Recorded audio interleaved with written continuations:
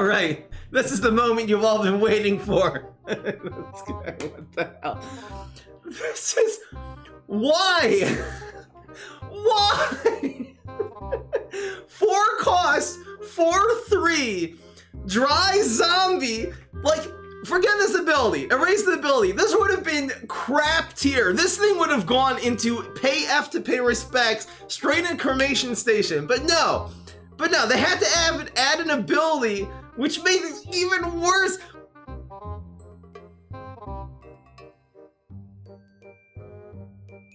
What's going on, everybody? This is Fry. So today I'm happy to conclude the class tier list with the Beastly class. Now, I definitely plan on doing a lot more tier lists in the future. I'm going to go through each class and actually categorize class by class and put the whole class in a tier list. I'm going to do heroes. So if you have any creative suggestions for a tier list, make sure you leave it in the comment section below. On the last video, I actually saw a lot of people making suggestions like, Fry, do an environment tier list. But the problem is with that is, of course, the environment tier list, I'm going to put all the environments exactly on the same place as I did, let's say, as I put Total Eclipse when I do the Beastly class, or when I did any of the other environments in its class. So I really wouldn't have anything more to explain about the card. It would basically be me shoving cards exactly where I put them on the original tier list. So let's try to think of something creative, if anything that's a little out of the box and would not have already been included in one of the class card tier list. So let me know in the comment section below, and I'll definitely I've seen a lot of good suggestions. We're going to go through tribes like synergies and all kinds of things like that. We might even make a rating of like the rich text, like all these little texts. Like I might, instead of putting those on a tier list, I might make a rating for each one and go through them. So a lot of really creative suggestions. Thank you for all that, and let's just go right into the Beastly class, and no way better to start than the Almighty Goat. Now, this used to actually just be a token card and was created through Rose's superpower. They decided to add this card to the game. This is actually not a bad card. You got to know how to use this. You definitely don't want to be just shoving this into decks randomly and say, hey, look, it's a free 1/1, because it costs you a card out of your hand and also fills up an entire deck slot with a card that could have actually been more useful to help you win. So what are the uses of Goat? I'm just going to go through them one at a time. They're pretty specific. So the main synergy, of course, is with Hover Goat.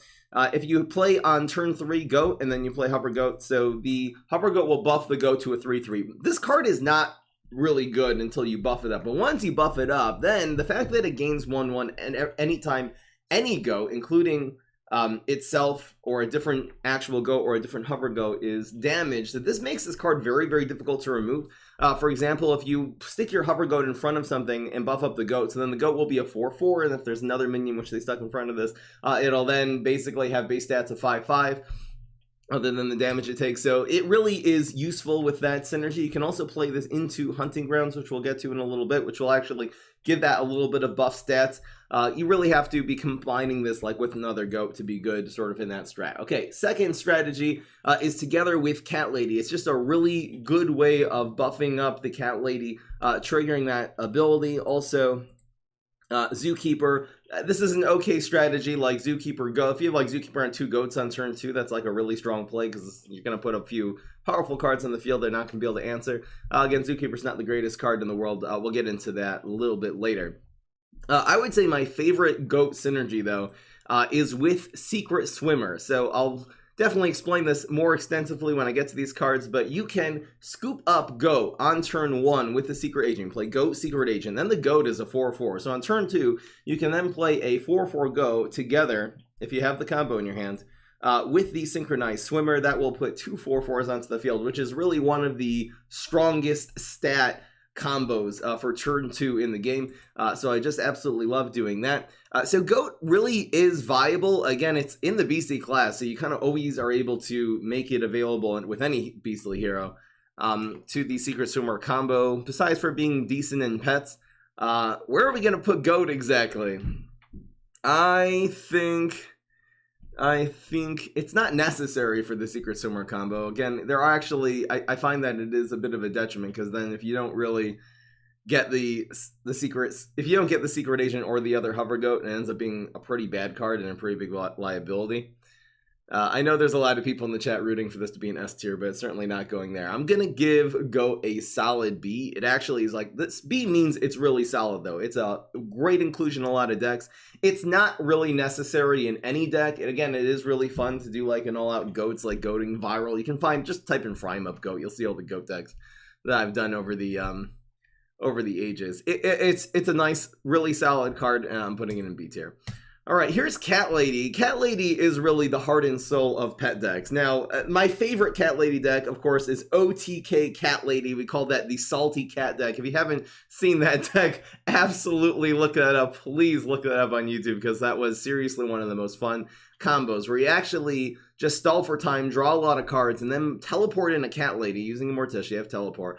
With a combination of like a whole bunch of Yeti lunch boxes, and you can use Morticia's bats to buff the Cat Lady twice. Maybe I should go. I guess I went through that during the superpower. I'm pretty sure I explained this. I'll explain it again though. This is both a pet superpower and it creates a pet minion, and that's the reason why this power buffs Cat Lady twice. It's not because there's two bats. It's nothing to do with that. So again, you can use this in a regular pet deck to do a lot of bonus deck. This is much better, again, with the Morticia than with other heroes. You can also use this together with the Smash and going viral. You're going to need a way to activate the Cat Lady quickly, because if you leave this on the field for too many turns, they're just going to chump block it and then remove it with some hard removal card.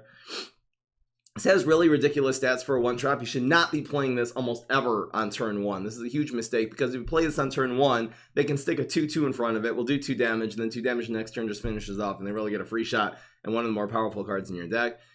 Cat Lady, because it is really the best cat synergy card, and for fun value, because it is actually part of one of the most fun decks in the game, which is OTK Cat Lady. Ridiculous.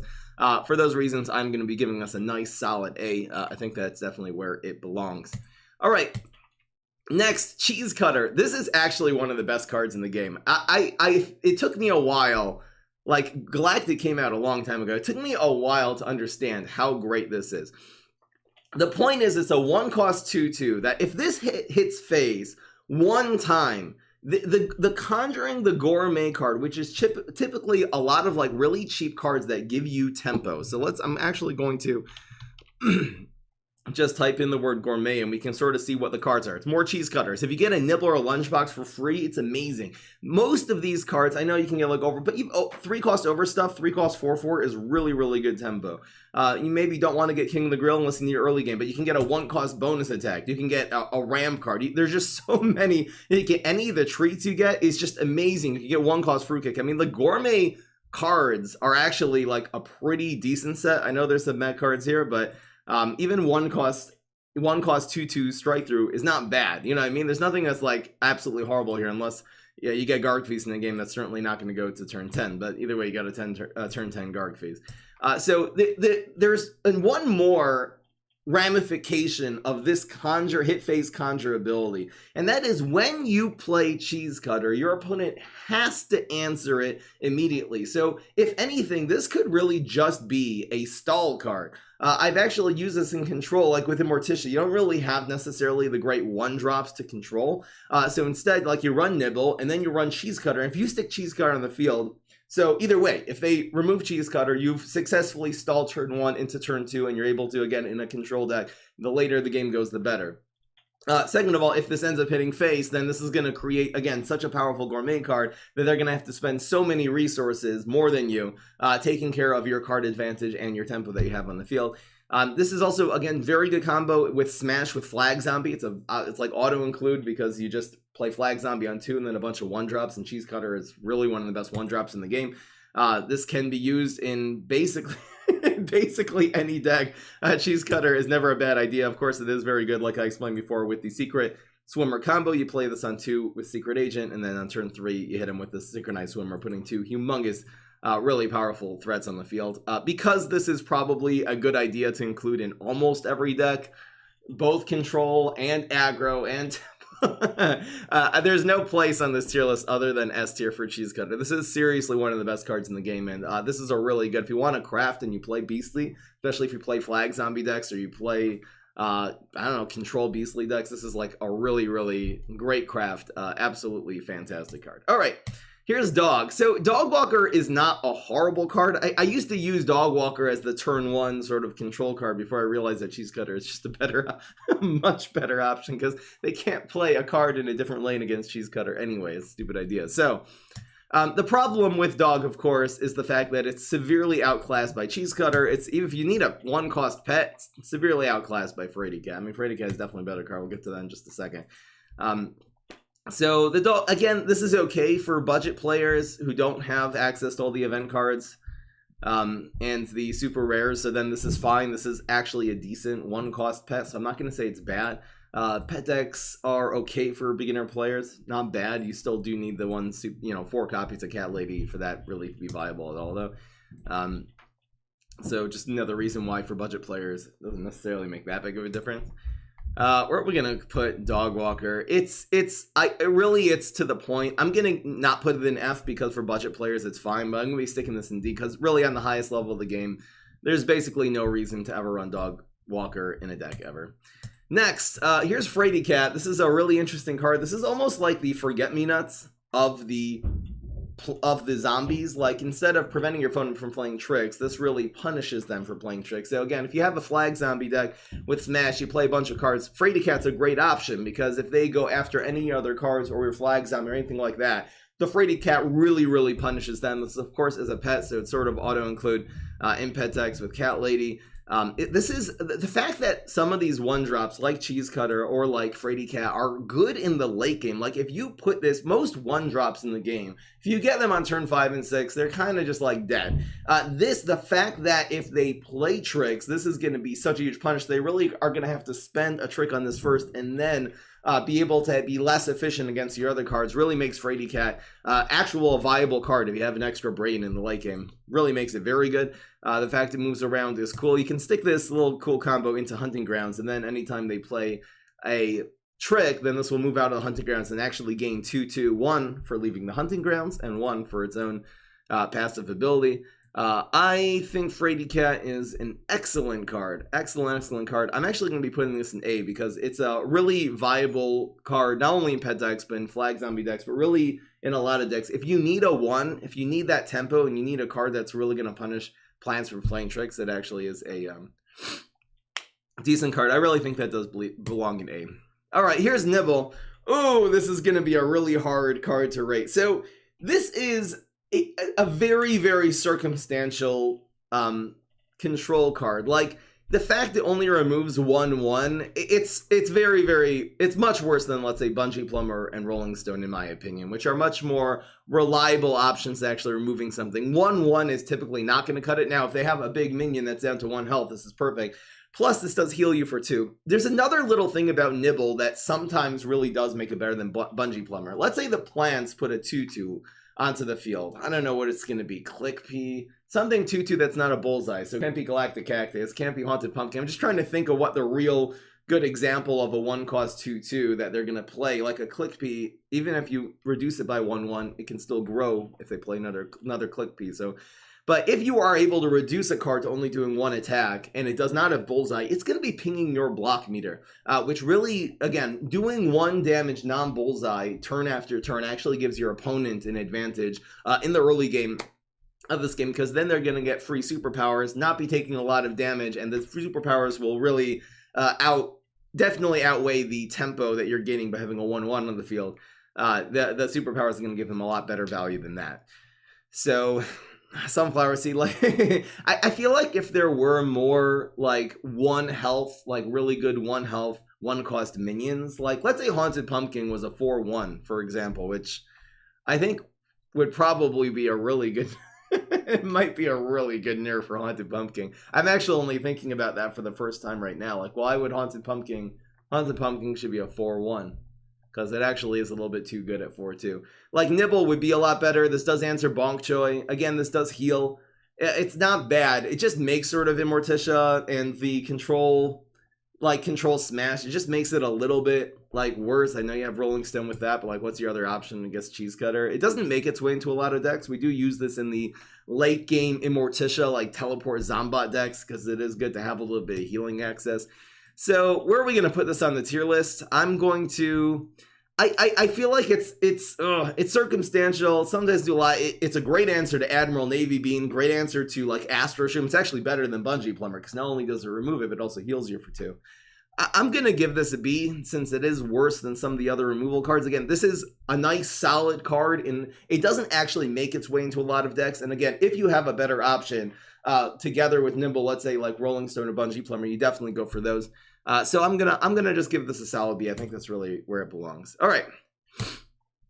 Next, Secret Agent. Gonna be a hard card to rate. So I've really already explained the Secret Agent combo. I really don't think Secret Agent has a lot of uses in the game other than the Secret Swimmer combo, which again, you play either a 0 or 1 drop. You scoop it back up into your hands and you play that together with Synchronized Swimmer. That's really the main way of using Secret Agent. So what are the other combos with Secret Agent? The other main one that actually comes to my mind is using it together with exactly the 3-cost card Electrician, because this will make you do a bonus attack. Hopefully you'll get some good value off of that bonus attack on a minion that has a little more than 2/2. Again, not the greatest card in the game. You can scoop that back up with the Secret Agent and then replay this for 3. And then you have a 3-cost 5/5 that does a 5 damage bonus attack. It's almost like a little mini Gravestone Trickster. Which is pretty cool. You can use Secret Agent with Swabby. I've tried that deck. It's a little bit hard to pull it off with Brain Freeze. Exactly. So where are we going to put Secret Agent? Again, it's in any Beastly deck, it's a decent idea just to have your early game Beast Secret Agent combo. I find it is a little unreliable because you have to have Secret Agent and a 1 or a 0 drop and Synchronized Swimmer. So it's really not a reliable combo. When you get this in the late game, it's typically very bad. I'm gonna have to... I'm not putting this in A. I'm gonna put this in B. Again, it's a solid card. It's part of a lot of decks. I really don't think... Look, Secret Agent is a high-risk, high-reward strategy. If you can pull it off, it's amazing on turns 2 and 3. By the way, usually when I do that, I'm dying. Those cards get removed quickly by Shamrockets and Doom Shrooms anyway. If you've been watching any of the streams where I do Secret Swimmer, and again, so first of all, you have to get it, and second of all, they have to not have a Doom Shroom or Shamrockets, which it just seems like almost half of decks are Guardian Heroes nowadays for that reason. So... I'll give it a solid B. It's a good idea. It's not the best early game strategy in the game, but it is a solid one. That's what I'm giving it.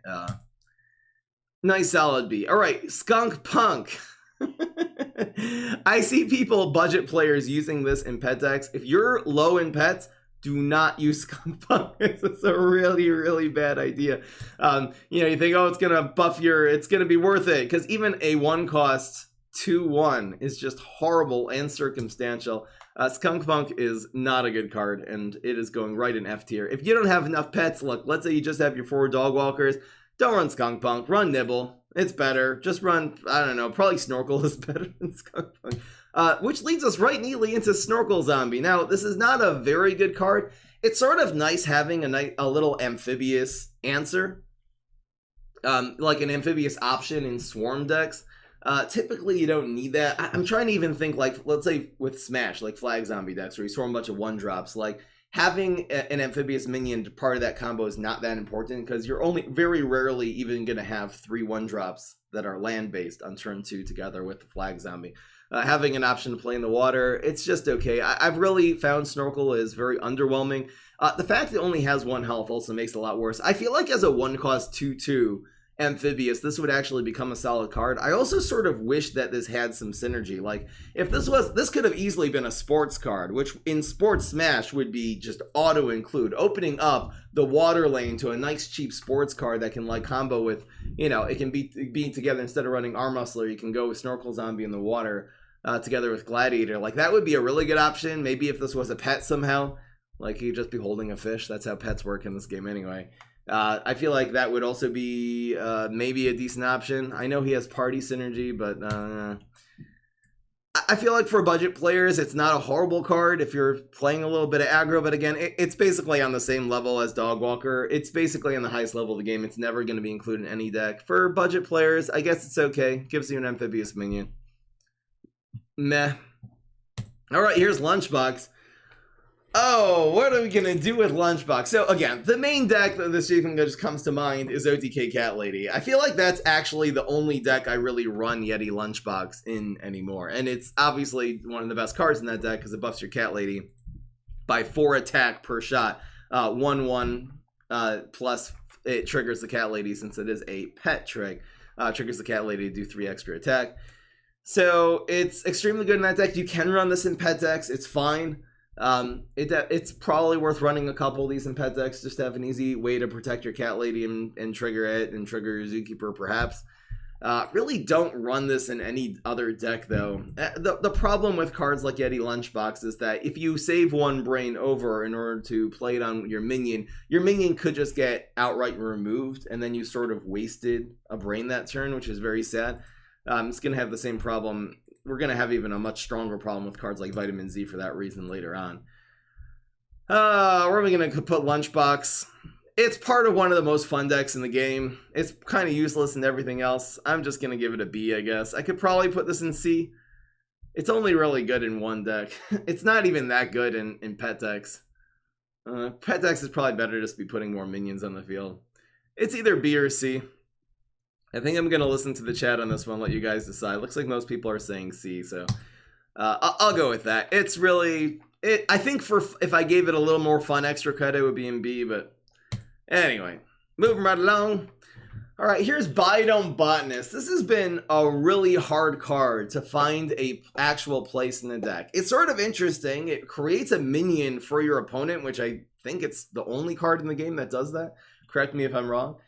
So a little bit of interesting ability. So what are you going to do with these little 1/1 plants? So the initial reaction is to set up a Vampire feed. So you're going to play this on 2, put the little 1/1 weenie beanie, whatever it's going to be, in a different lane, and then you're going to play either Vampire the next turn or Ancient Vampire, which is going to sort of consume that card and eat it. That's a really, really bad strategy. The only way, I'm going to get to this later, that Vampires are good is by teleporting them in, because if you play a 3-cost 2/3 dry on turn 3, your opponent is usually going to be able to remove it. There's a lot of Berry Blast, Hammers. There's so many things that are going to actually be able to answer the Vampire. Even a Banana Bomb at that point would answer it, because this would take 2 damage from the Banana Bomb and 1 damage from the little 1/1.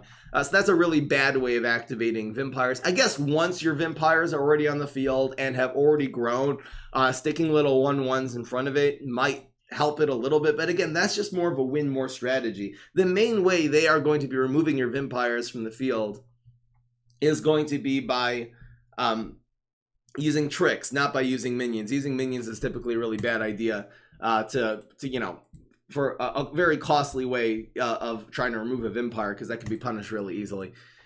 So, you know, I've tried using this in decks like in the Boogaloo Splash Gargs deck, where you sort of combine this with cards like Garg Throwing Garg. Like, you kind of set up the turn before a little guy, and then you can stick your Garg Throwing Garg in front of it. Usually your Garg Throwing Garg you can stick in front of something that they've anyway played and is a little more powerful, has 2 or 3 attack, and that's usually anyway a good way to use Garg Throwing Garg. Garg Throwing Garg is also really good in Hunting Grounds. There's a little cool combo with this in Hunting Grounds. You can play it into Hunting Grounds, and then it creates the guy, and then it hunts. So this ends up being like a 3/4. I guess it's a 3/3 by the time that turn is done. And then you can play another guy into the Hunting Grounds immediately. You can also move something out of the Hunting Grounds with this, and then play a new card into it. It just is overall, every time I've tried this, it's just been sort of an experiment that has gone horribly wrong. I really don't think Botanist is a very good card. I'm going to put this in D tier, because it really, again, it has some little cute applications, but none of them are actually strategically sound. Sorry, Botanist fans. I'm putting you in D. All right. Next, here's Cyborg. Okay. Cyborg on paper, theoretically, when you look at this card, this looks like a really good idea as a control card. I mean, it's a 2-cost 3/2, so it's almost like a 2-cost 3 damage comparable to Berry Blast. I know it actually works a lot different, which is going to be its problem in the end. It also creates another card, which, you know, will trigger your Dino Roars, but it also just gives you another option. Like, having a 5/5 Cyborg in your hand, it's not the greatest card in the game, but it is another option, especially in a super late game deck, to stick another Hunt minion on the field. It's just not horrible. So it just seems to be overall good. It's also a Science Zombie, so maybe you can use it with a Mortician Science synergy. I'll tell you the problem I've had every single time I've really tried to use Cyborg Zombie as a control card. It's not reliable.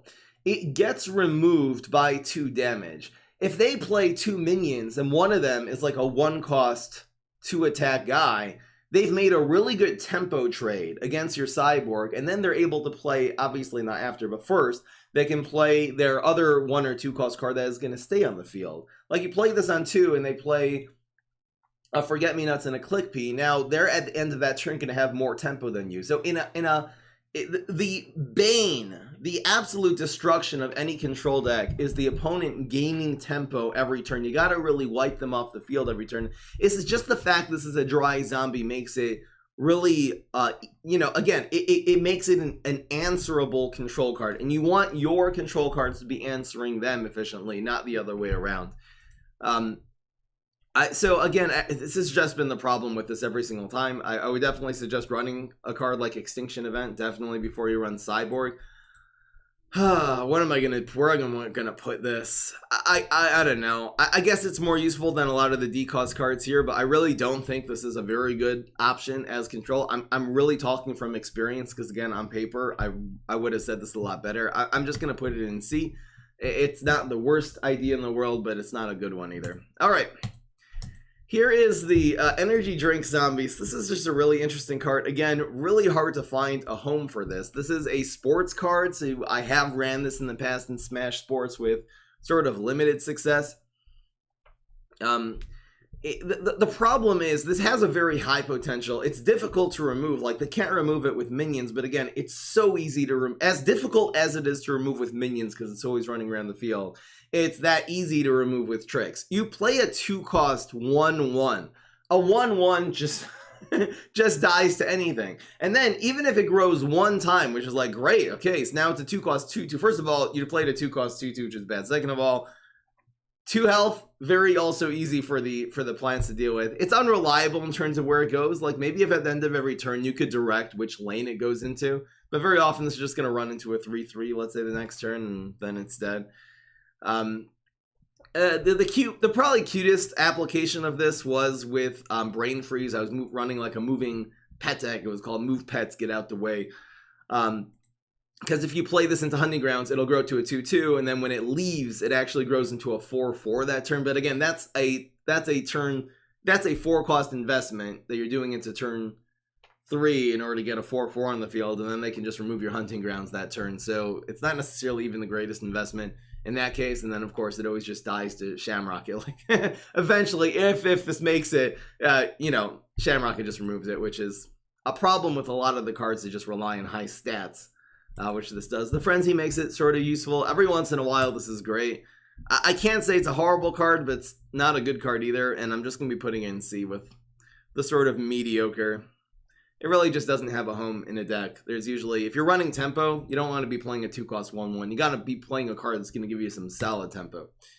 Next, Extinction Event. This is a good card. This is a decent control card in the Beastly class, which really needs more control, since again, you don't have Bungee Plumber, you don't have Fruitcake, you got Alien News. Like, this really fills the 2 slot very nicely. Now, this isn't the most reliable control card. This does not answer some very, very powerful plans like Triceratops. This is just not an answer to it. Trying to think what other problematic plants are. It used to be Lily of the Valley, but Lily of the Valley, of course, has 2 health, so this is a great answer to that now. It's really, I guess, mostly Triceratops. I'm just really trying to think again what the other plant that this would not really be able to answer. But anyway, this is, again, it's I really can never. I'm gonna give this a high ranking because there's really not a whole lot of decks that running a couple Extinctions events is a bad idea. You definitely run this in control decks, even in tempo. This definitely can find a place. It can answer the amphibious minion. Now, usually this is just going to be removing 2/2 for 2, which is decent, and that's okay. The fact that all other copies of that plant is -2/-2, 90% of the time use Extinction Event. There's not even going to be one other plant. Now, if you play against Pine Clones, this is just a great answer. This is a answer to Pine Clones. It answers the Pine Clones the turn that they're played, but the problem is that they have a Molocale. All those 3/3 Pine Clones are reduced to 1/1s, and they still transform to the same 5-cost card. So that's why this isn't the greatest answer to Pine Clone. If you have 2 of these, obviously can wipe out a field of Pine Clones, which again is a 2-cost 4 answer for a 4-cost card, plus a whole bunch of 1s and 0s, whatever they've played before. So this again, if they have Pineclone, they do not have Molekale. They're not running Molekale, then this is a good answer to Pineclone. Where are we going to put Extinction Event? Again, this is because of the... If this was in a different class, like if this was a crazy card, I would be giving this a much lower tier. But because the Beastly card really loves having a nice 2-cost card, I'm actually going to give this an A. Because it's a pretty solid option in any deck. It's not one of the premier, S cards in the game. But I really think this is a decent card.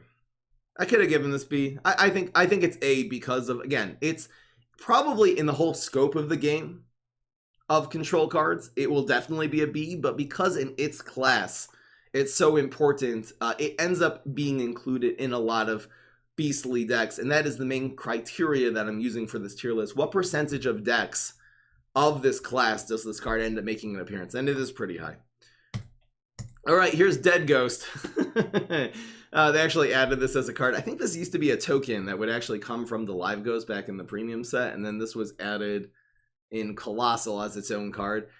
This also has going through a couple of reworks. The overall gist of Haunted Ghost, though, is that it's not a good card at all. 2-cost 2/1 is not good stats. Now, if it reduces 1/1, so think about what this is now. It's a 2-cost 3/2 amphibious. That's the net stats, and that's very reliant on the fact that they have a good card to reduce 1/1. The other problem with Haunted Ghost is the fact that it is a control card. It removes stats from your opponent, but it's only controlling what they played the turn before. It does not control what they played the turn after. If you're really desperate to do 1 damage, there's a lot better options. Like Nibble is definitely the better card. Like Nibble costing 1 and healing yourself for 2 is definitely better than putting a 2/1 on the field. And the fact can be used during the trick stage. I mean, this is just completely outclassed in every which way by Nibble. I really don't think this belongs in any deck ever. Some people have been saying, Fry, teleport it in. It'll be good, but that's a 3-cost 2/1, remove 1/1. Ugh. There's better options, guys. I'm putting this in F tier. I'm sorry, Haunted Ghost. You suck. Same thing goes with Haunted Zombie. Now, this is actually worse than Dead Ghost, because this is a 2-cost 2/1. And the only way you're going to be able to get the better card is if this dies, and when it's not necessarily going to die. Like, at least when you need it, Haunted Ghost is going to, they played a Captain Cucumber last turn that you weren't able to answer. At least this will come in. Now, if they play Captain Cucumber last turn, and you really need to get rid of that 1 attack, Haunted Zombie doesn't do it. This is going to take 2 turns and 4 brains to activate the main point of the card. So this card is going definitely in the freaking cremation station. This is the only time you see Haunted Zombie is when you leap something, or when it's like randomly conjured by like I don't know. It's conjured. It's a monster card, so I guess Haunted Pumpkin can conjure it for you. And you're always happier to get Haunting Ghost than it is to get live Haunting Zombie. This is just an overall trash. I mean, I sort of see what they're trying to do here, but if they want to make sticky cards in this game, make them actually sticky. Like, don't require an extra 2 brains to play. I feel like if Haunting Ghost was a 1-cost card, this would actually probably be a viable card in the game. Maybe. And that would also then... Haunting Zombie would still suck. Haunting Zombie would probably still be F. But maybe if this created the Haunting Ghost, instead of gaining it into your hand, this just created it on the field. Now, this would be a great card. I feel like they did need to make a little bit more sticky zombies and sticky plants. Sticky means once they die, they spawn another thing, and they still have some board presence even after they're removed. That, I think, is what they were going for, and they completely missed the boat. Sorry, PopCap. You guys totally missed it with this one. Anyway, that would make Snorkel useless. Snorkel is anyway useless. Look, it's in D tier. Next, Hunting Grounds. This is actually one of the better environments in the game, and I'll tell you why. This gives a zombie a permanent stat buff when played into it. So even if they go and remove the environment, that stat buff, the 1/1, still sticks onto the field. Like, we're gonna get into Area 22 in a minute, which, again, this actually is a decent environment, but the problem is that the Area 22, all of its value besides for the damage that your guy did that one turn, all the value is negated once this area 22 is covered. In fact, if they damaged a guy, their guy was going to die, you play area 22 to protect it, and then they cover the area 22, the guy's dead now. Because it just will remove the pass. This is 2 health, which is passive. This is giving 1/1, which is a permanent buff. Which I really makes it, again, this will at least do something. It's one of the rare environments in the game that at least has already done something, even when it's covered. The fact that this will make the zombie, when it enters or leaves this lane 1/1, it didn't even need that. I mean, the enter, I guess, is when it's played into it, so that gives it the buff. If something moves in, like a chicken or like a hunt card, that will also gain the buff. And then, especially when it leaves, it gives it hunt. So this sort of sets up a way for any card that you want to play to be a control card. What I really like doing in OTK Cat Lady, for example, the way I control, you need to be controlling and drawing a lot of cards to set up your combo. You play Hunting Grounds on 2. And then on turn 3, you play Wormhole Gatekeeper into that. So first of all, you got a 3-cost 3/6 Bullseye on turn 3, which is just ridiculous stats. This will be drawing you cards. Plus, they can't like make a play on the field. If they play in that lane, they're up against a big guy. If they play in a different lane, they're up against even a bigger guy. So this actually really does control the field at this point. And you can do that with a bunch of other guys. Again, you can run this together with any of your chicken cards. The chicken cards always run away if you play a minion in that lane, like Fire Rooster. So if they play a guy in a different lane, the Fire Rooster is going to hunt and gain more stats. If they played in that lane, the Fire Rooster is going to run away and also gain more stats. So a little cool combo with Fire Rooster. That is, of course, the 2-cost sneaky card. You can look that up yourself. I don't have to show you guys what Fire Rooster does. It's also 2-cost zombie environment. Again, zombie environments are always better because zombies have last say. These are played during the trick stage. So maybe they should have made environments played during the zombie stage instead of the trick stage. And that would actually balance out environments. It's kind of weird, again, how the zombies environments just seem to be so much more valuable than the plant ones, other than maybe Spikeweed Sector. Anyway, Hunting Grounds is a great environment. I'm going to give this A tier because this is really not a bad idea in a lot of decks, and it is an excellent, awesome idea in a lot of decks. So, all right, here's freaking Killer Whale. Like, nice try. Again, nice try, PopCap. I get what you're doing here. This is not a good card. 2-cost 2/1 is just horrible. So you've just, like, burnt a couple of brains that you could have played a much better card. Even most 1-cost cards are better than this. Its fusion is really useless because, again, putting too many, I'm going to go through this right now once, and you're going to hear this a lot in the Beastly class, which part of the Beastly class is about like shoving a lot of stats into a single card. That's almost never a good idea because of hard removal. Shamrocket is too cheap. Even Squash, even cards like, I don't know, I guess Lawnmower doesn't work on this, but removal is just too efficient on the plant side to be investing 2 cards into one, especially when the base card is a 2-cost card that only adds 2 attack and 1 health. It's just not enough stats. Like, I feel like if this would add 3/3 maybe to the zombie that you put on top of this, maybe then it would be useful. I don't even think that would be OP because it's still removable. The 2/1, when you play it, it just dies. You know what I mean? it can very easily answer by 1 damage, which anything will kill. This is just this is going in F to pay respects. This is just a bad card. Do not run this in pet decks. There's such better options. Even Dog is, as a 1-cost card, is a better option than Orca. It's a crap card. All right, here's Pied Piper. Budget players play this a lot. I really don't think this is bad for budget players. Actually decent for budget players because, again, it's able to make good trades. It makes good trades against team-ups. So all those pesky Shroom for 2s, which is a pretty common card for budget players to play against. It will remove it. Obviously, it doesn't remove it that turn. You can only play it the next turn, but gotta pray that they don't have a buff Shroom. It's sort of like a 2-cost 3/2 worth of stats. For top tier play, this doesn't make it into any decks, including pet decks. It's a piece of crap because, again, it's a control card that only controls them the turn before. I feel like maybe if this would have been a non-gravestone, it would almost be better. Because, like, if you just compare it to like Ghost, at least this will get the value immediately. I don't know. Ugh. It's such a sad card. I think because it's a decent pet for pet players, like budget pet players. Maybe just based on that, I'll give it an D. But it's hovering around D or F. It's really an F, but I'll give it an D just because budget players. It's not a horrible card. It answers a lot of things, plans that budget players play. That's kind of its only redeeming quality. I think it has one redeeming quality. I'll put it in D. If it has no redeeming qualities, you put it in F. All right, here's Squirrel Herder. Oh boy. Nuts or berries. So this is like this silver bullet card. A 2-cost 2/2, which has an extremely unreliable ability, is a bad card. Now, there was a time where berry decks were OP. I explained this in the Kabloom class, how they, after the nerfs, they really, berry decks are almost unplayable nowadays. But back when berry decks were good, this actually was a viable option. It was such a cool meta idea that you just run a couple squirrel herders. Just in case you're playing berry decks, because berry decks were like 30% of the meta back then. People were just playing spit out berry decks. Oh my gosh, it has professional synergy. Right now, this is a complete crap card. Again, budget players can play it in pet decks, I guess.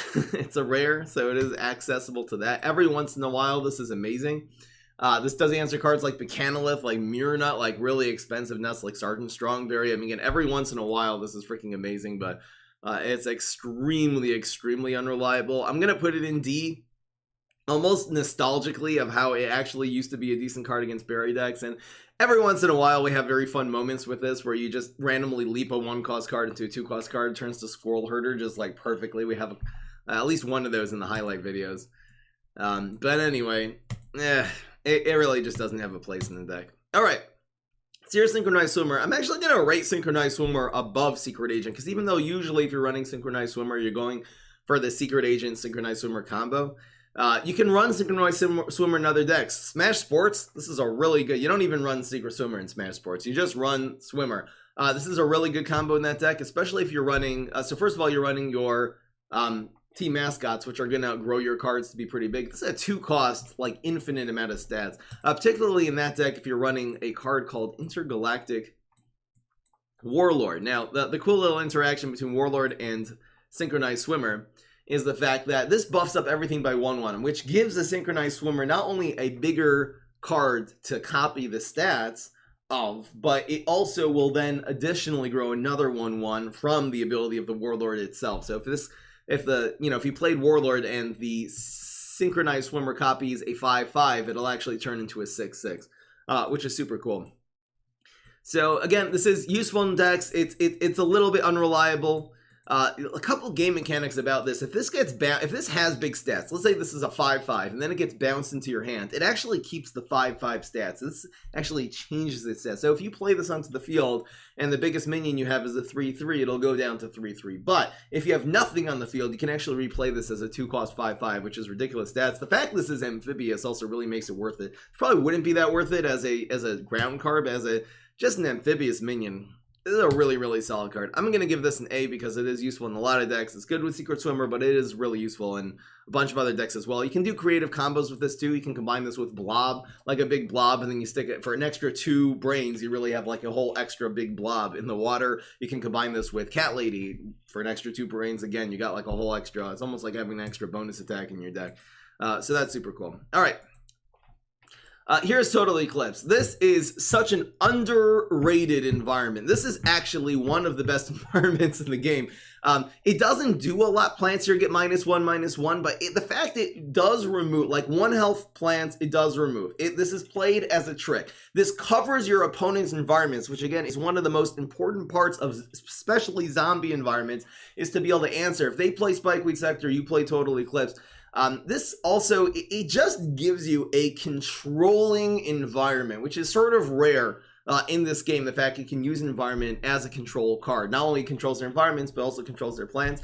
This really like makes the plants play around. Like if you have the Beastly class, the plants have to play around this because they cannot play now their Forget-Me-Nuts on the ground or else it dies. They can't play their Captain Cucumber on the ground or else just it doesn't end up doing anything because you're just going to play Total Eclipse. So a really, really underrated card, particularly because this is an uncommon. Like when I see people running Smash decks and they're running freaking Bucket Bay Cone Zone or stuff like that, or they're running like Graveyard if they're running like with Brain Freeze, I'm like, dude, take those absolute garbage environments out and put in Total Eclipse. Like this actually gives you a lot of value. If they also don't have an answer to this environment, this really messes up like an entire lane for them. You can stick your minions in them. It makes your cards harder to contest until they answer it. This is actually like a really, really underrated environment. So I'm going to give it points in terms of it. Again, even let's say Control and Morticia decks, this is the environment. You want a control card. Every card you want to be either a control card or a finisher. So it probably is in the highest level of the game, a little bit outclassed by Hunting Grounds and by Area 22. These are definitely the more powerful, like they're much better at either creating a lot of tempo or creating a finisher. I'll get to Area 22 in a second. So in the highest level of the game, but I'm going to give this a lot of extra points because again, sometimes even in the highest level of the game, this is the best option, like in control decks, and also for budget players, this is just auto include. Like, why would you? For sports decks, I recommend using Smash for two reasons for budget players. One, because they have a cheap removal card, and the second is because you have a very solid cheap environment that other zombies won't necessarily, like Rust Bowl does not have actually a good budget environment to run. Because I'm going to give this a lot of extra points actually for being a really, really solid budget card. I'm going to put this in B tier. Really an actual solid card. And again, even on the highest level of game, it definitely does make it not into quite as many decks as the other two environments, but there are some times that it really is the best one. Next, here's Zookeeper. This card looks like it has a lot of potential, but it really doesn't.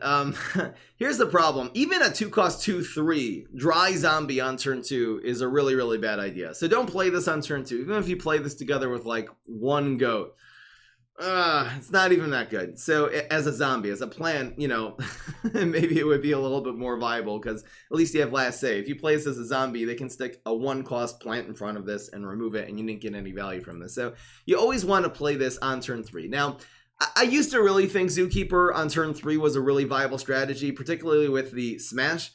Because with the Smash, you have a card called Camel Crossing, which will make the Zookeeper into now a 2-cost 3/4, which is a very difficult card.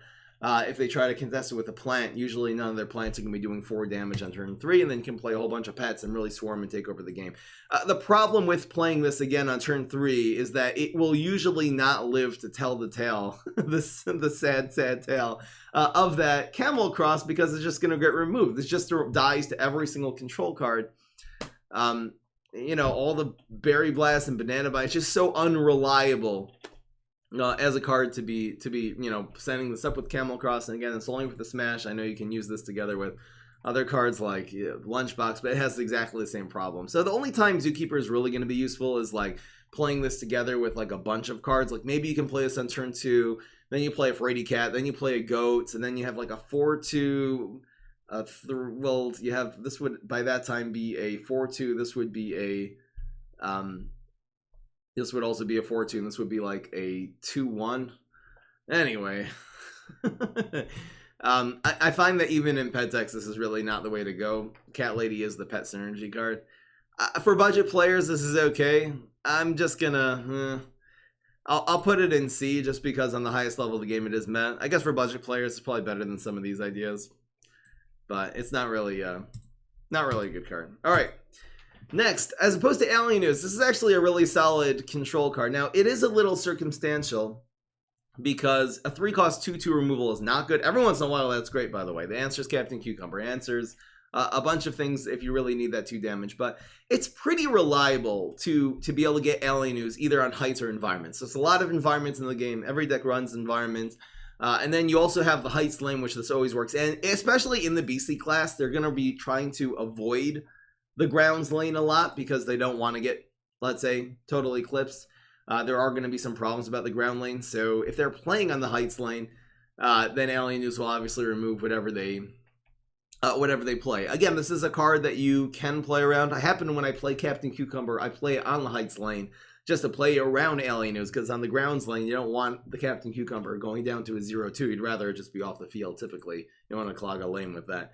That's why I play on heights. This is mostly good for budget players. It does see a lot less use. It's a lot less useful on the higher level of the game. It really depends on the meta. Really depends what you're trying to really counter. But it's a cheap removal option. This can do a whole lot. It is somewhat more reliable than Rocket Science because again, Rocket Science, the guy needs to have at least four attack for us to counter it. Alien News will answer a lot of things that are powerful cards but don't quite have the 4 attack. On the other hand, this won't remove big cards that play on the ground, not in an environment. So it sort of has its ups and downs. I'm definitely going to give this some points for budget players, but this is useful in even some top tier decks. I haven't used it a lot lately. Really have been favoring, if you have Exploding Fruitcake as an option, even Rocket Science as an option, usually those are better. Because of its usefulness for budget players, I'm really going to put it in the same tier as Total Eclipse, because again, this is a viable option in some top tier decks, but it mostly is just auto-include in every beastly. You need some removal option, and it so outclasses Locust Storm. I'll get to why Locust Storm is a piece of garbage later. But anyway, alright, let's move right along. Area 22, this is a gem of an environment. This is one of the only, really good 3-cost environments in the game. Usually once it's 3-cost, it's too big of an investment. It will get removed by, let's say, a 2-cost environment on the other side. But the fact this adds stats and adds frenzy, really, you can use this in a number of ways. You can use this for aggro because it'll end up doing more damage to your opponent. You can use this as tempo because it'll make you get a good trade. It'll make it, let's say if you're going to lose a trade, it'll turn into now being able to destroy the opposing minion plus do some damage to face. This can be used in control decks because it can be used as a finisher. If you play a Trickster into this, this is doing 8 damage now. If you play this, if you have, let's say you're developing a Raptor on the field, you play this and it just does Frenzy. So it's a really quick way for the BC class to add a Frenzy since you don't always have access to going viral, which is a better card. This isn't a bad idea to have in really most decks. Oh, where am I gonna put?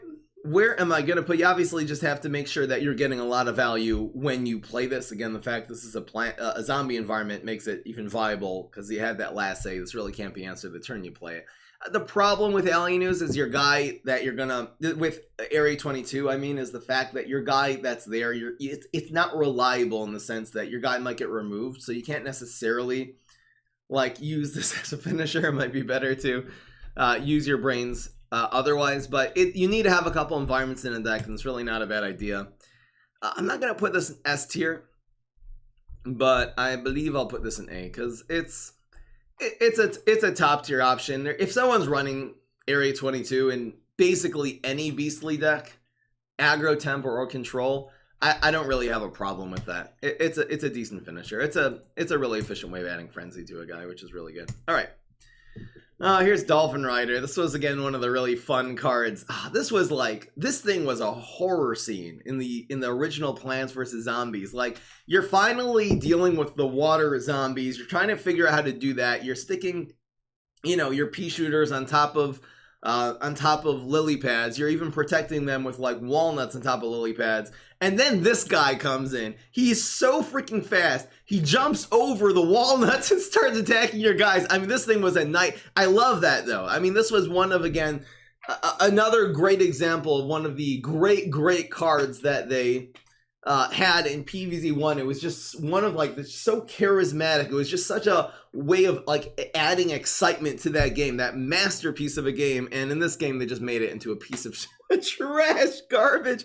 Why did they make every iconic, amazing PvZ 1 card? This is unplayable. I mean, I guess a budget, very, very budget, extremely beginner. This is a basic card, so you always start with 4 copies of it.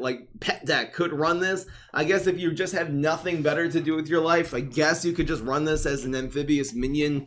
3-2 is such bad stats. It dies so easily to just everything. This has absolutely no applications in the highest level of the game. 0, don't even think of, even once you've gotten a few cards, this is never a good idea. This is actually just going exactly where all of the original Plants vs. Zombies 1 cards go, and it's going right in F tier. It's so sad. It's so freaking sad. I wish they would have This doesn't have to be OP, just make it viable. At least make this a 3-3. I feel like this maybe would be a decent option. At 2 health, it's just way too weak. Alright, here's Hover Goat.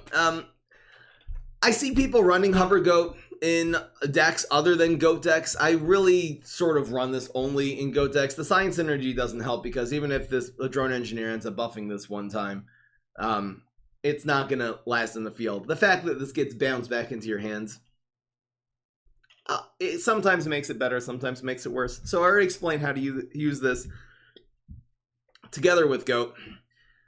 You can definitely better stick this in front of something. The Amphibious doesn't really help this a lot. I mean, I guess it opens this up in a lane, but you typically want this to not be on the field unless you have a Zookeeper or something that's going to buff the attack of this. You want this to get pinged and then back in your hand to be able to buff something up again by a 2/2, because pinging your opponent's block meter for 1 is a bad idea. This doesn't have the option of buffing itself. Like, if this could buff itself and be a really vulnerable, like, pingable 3-cost 3/4 in the water, that would actually make this to a really decent card. I really think this is only good with Goats. This is a very good card to play into Hunting Grounds, because that will then make it into a 2/4 and will also hunt around, so ensure that it will basically block something and then bounce back in your hand, or you can replay it. Another really cool combo is playing this together with Synchronized Swimmer on turn 5. You spend 3 sun, buff something, which anyway the biggest minion, you're going to buff that, and then it makes your Synchronized Swimmer be able to copy a much bigger card. The fact this is a dry zombie makes it much better for that combo, because it does the buff immediately. They're not able to answer it before you get a second really big minion on the field. This card's just okay. Number Synergy. You can use this in pets. I really don't end up using this in pet decks unless you are running Goat. I forgot to say that Goat is good with Bad Moon Rising. I don't know if I'll put this with Goat or I'll just put this in C. You don't even have to, is this always, whenever you're, well, Goat actually is the better card than Hover Goat. It really, really is, because Hover Goat is actually only good because Goat even exists, because when this takes damage, it grows your goats. I'll put this in C. It's not a great card, but it is, again, it's useful in some decks. It's probably better than, it's probably around the same as Lunchbox. It's better than the other cards we have here. This is actually worse than all the cards in B, but better than all the cards except Lunchbox. It's about the same as Lunchbox, though. Alright, next. Here's Loudmouth. So Loudmouth can buff itself, so it doesn't have the problem, like with Goat, that it's unplayable if you don't have a guy in the field, like Vitamin Z, that's unplayable if your guy gets removed. This will at least at the end of the day be a 3/3. Every once in a while buffing something will make a big difference. I really have had a hard time finding a place for this. It's really not good in dancing decks. Definitely want to go with a lot cheaper minions than Loudmouth and dancing decks in order to activate your Flamenco and your Headhunter, which are the two main dancing synergy cards. Even cheaper minions with Aerobics Instructor is a better idea. So it doesn't really work there. You can sort of use this in a tempo deck. At the end of the day, it's just a 3/3. It's sort of a versatile tempo card. I think the problem is that this sort of tempo on the zombie side is not that good. I really should try running this in a Brain Freeze Pirate deck. I feel like maybe then it would be good, because then you can like buff. It's a gravestone, so you're running Headstone Carver. This is a gravestone. Then you can either buff up your Swashbuckler or even better your Flame Face or something like that in order to make those more viable. He does have microphone synergy, which makes him definitely a lot better. I really just don't find that this have a place. I know Reddit has this one deck where they're really adamant about Loudmouth being good. I probably have to try this a little more. I really do like using this together. This is one of the only other few cards you can use together with Secret Agent, because you can buff, offload those stats to a different minion, and then scoop this up. This will be a 4/4, which will then add another 2 stats to a minion, so it'll be versatile in that way. Where are we going to put my... It's not a bad card. In Gravestone, for budget players in Gravestone decks, it's a fine, versatile, decent stat option. It's just overall meh. It's probably about the same as... It's like, this is worse than Hover Goat, worse than Lunchbox, but about the same as some of the other C tier cards. So I'll stick it in C. It's just meh. Next. All right. I'm going to explain this one last time. Do not play Vampires Dry in the field. It does not have enough stats to be good. There's only 2 real ways to play Vampire. One is by playing it into Hunting Grounds. That will make it into a 3-4 hunt. It will control your opponent really, really well. Otherwise, it's just a big minion. 3 cost 3-4 on the field is really good tempo. Second way is with Immorticia. You got to teleport this in. Now, if they have a Shroom for 2 on the field, they have some kind of team up that's going to be vulnerable to Vampire. Teleporting this in can absolutely devastate them. It's still not the greatest strategy in the game because, first of all, you need to have a teleport together with this. And second of all, you need to have a vulnerable minion. Like, if you teleport this onto the field dry, it's just a 2-3, like, it would be way better to have a much better card in your deck rather than Vampire. They have to basically have at least one weak minion, then this becomes better. If they have 2 weak minions, like a Shroom for 2, then this becomes absolutely amazing. It's fun. It's fun to teleport Vampire. If you want to see that deck, check it out on YouTube. Just type in Prime Up Teleport Vampire. It'll come up. It's really not. I feel like it's really only good with Immorticia, even though you can use it with Hunting Grounds and other heroes. You kind of really don't want to be doing that because then you only have one way to activate it. In fact, you have Hunting Grounds and Teleports and Teleportation Zombie. At least gives you 3 options on how to get any value out of this. And it dies to Garlic. That really doesn't matter. I think I've seen Vampires die to Garlics like 3 times in the last 4 years. Very, very rare occurrence that those cards will even be run against each other. Not a lot of Vampires. Not a lot of Garlics either. It's part of a decent strategy. I'll just put it in C. There's going to be a lot of C tier cards in this sort of Mad Beastly class. Alright, here's Vitamin Z.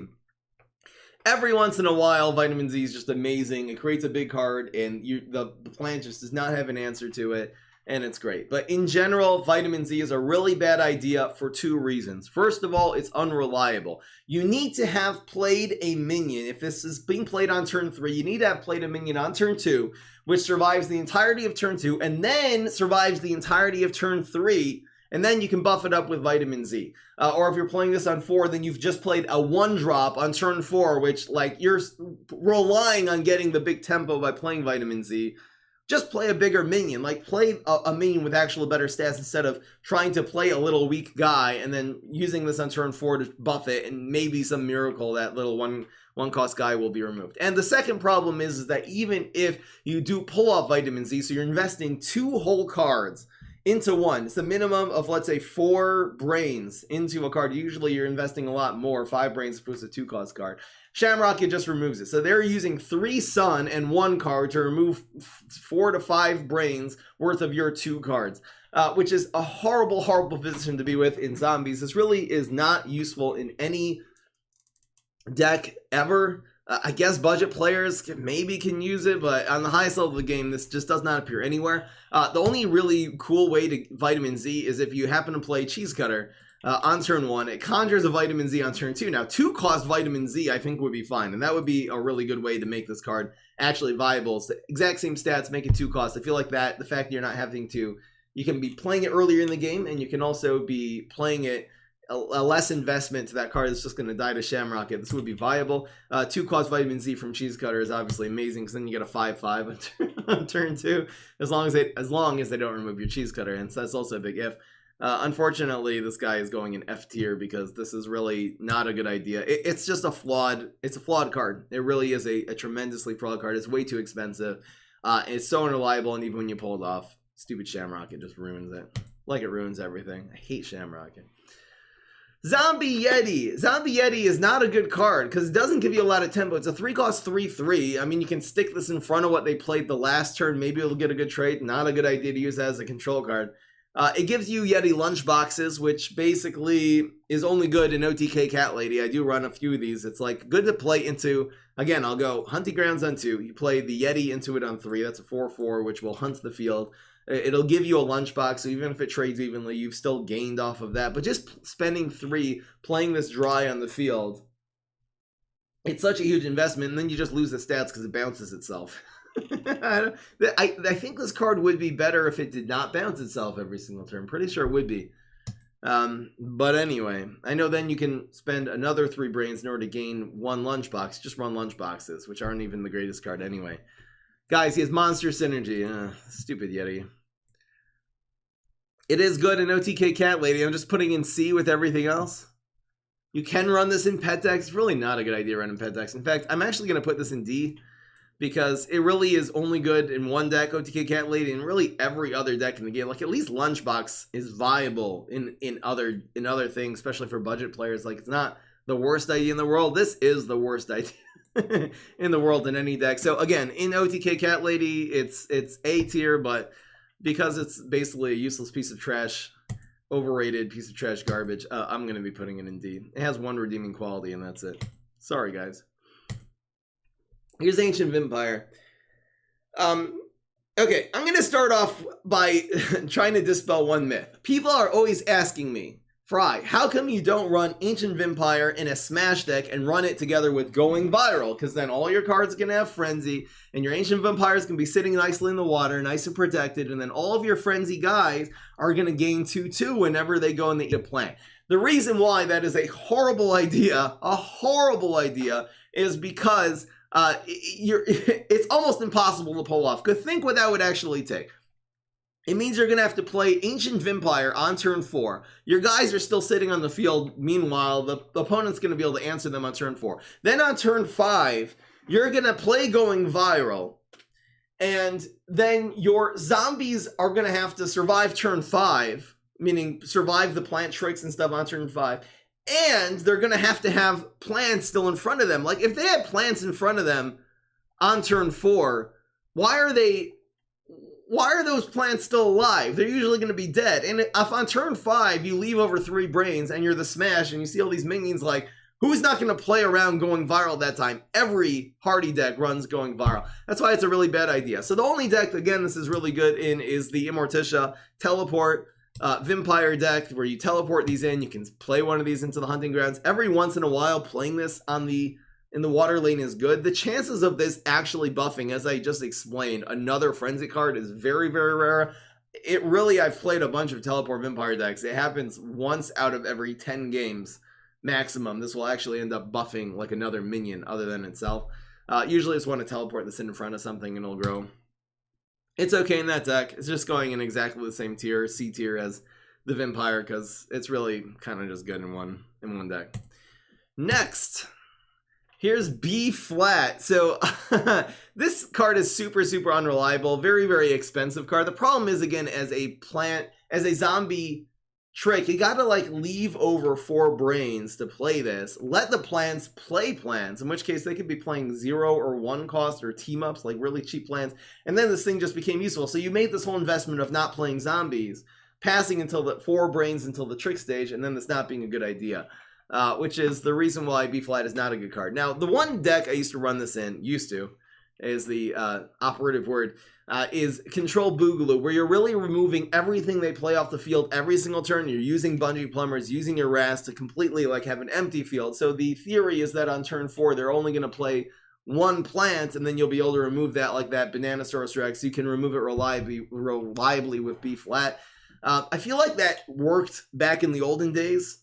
This was, again, like back in set 1. That maybe would have worked because there were a lot fewer cheap plants, but now there's a lot of cheap plants. And since then, you've got Forget-Me-Nots. You've gotten cards like Lil Buddy, like Puff Shroom. Just a lot more El Cheapos that on turn 4 they'll be able to play several minions, and then your B flat is just an unreliable piece of trash garbage. It does have dancing synergy, so it will activate your Headhunter. That's cool. I should make a deck based on that. Oh my gosh. Just wait till you see C Sharp. This is F tier in every way. I'm sorry. It's not good in Control Boogaloo anymore. I think back in the day, I probably would have given this back in set 1 because it was a pretty good idea in Control Boogaloo. It had 1 redeeming quality. Nowadays, it no longer has any redeeming qualities. All right, guys, here's Thanos Yeti. Guys, Thanos Yeti is the best Yeti in the game. I mean, Thanos is OP. He's just gonna... This thing, really, you play it on the field, snap half of theirs. This is what this ability should do. Instead of like conjuring a pet, this should just remove 50% of the plants on the field. That would have been a really great idea. But unfortunately, this is a 4-cost 3/3, so it has horrible stats when you play it. And then it bounces itself off the field, so you lose the stats in the turn. And what did you gain? You gained a random pet, which sometimes is going to be a piece of trash garbage that has 1/1. I guess most pets, if it gains 1/1, it'll be good, with the exception of like Skunk Punk. Even if you get like Killer Whale, which is like a 3/2, I guess if you get like a 3/3 Fraidy cat, squirrel, whatever you want to call it. Most of the time you actually see Cosmic Yeti, it was leaped. You basically leaped a 3-cost card in a Cosmic Yeti. This happens to me like once per stream when I'm running Conjure Leap, any kind of leap deck. This thing comes up and then this bounces itself out of the transformation station. Doesn't give you any tempo on the field. And because this is such an annoying piece of trash garbage and Thanos is a piece of idiot, hate him, putting this in freaking press F to pay respects. I really wish this card was deleted from the game since it's not useful in any deck, certainly not useful in TK Cat Lady. It's not useful in any deck. In fact, the Conjure Leap decks, the Leap decks would be significantly better if Cosmic Yeti would snap himself out of existence. See you later, stupid Thanos Yeti. But he does have Thanos energy, so there's that. Ooh, Interstellar Bounty Hunter. Can't wait to explain this card. I'm just going to grab a cough drop if I have one right here, because when I rant for 2 hours straight, my voice usually goes down in the middle. I should probably get like a voice coach. Apparently they can coach you how to yell. How to yell for hours without losing your voice. Interstellar Bounty Hunter is actually a really, really good card. This is a 4-cost, 4/4. It can be... 4 health is very difficult to remove. Like, when I was talking about the Cyborg, I know this is a much cheaper card, but 2 damage, there's so many things that do 2 damage. 4 damage is actually hard to come by, even on turn 4. You really need, like, a big card. Like, even you play this and it gets shamrocketed. You passed your turn, they passed their turn. That's good in a control setting. This is basically a control card. So not only is it a 4/4, it is Frenzy, so this really can end up punishing opponents by doing a lot of damage to face.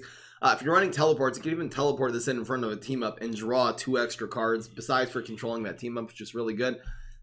Even if this even trades against something with 4 health, this will still draw you a card. So it's kind of always a good idea. I've really found that this is one of the premier control cards in the game. You run this in, let's say, late game Morticia decks, late game, really anything beastly late game. You can't even run this in some, like, not even that late game, like mid-range or even tempo. It's not a horrible idea to be running in some tempo decks.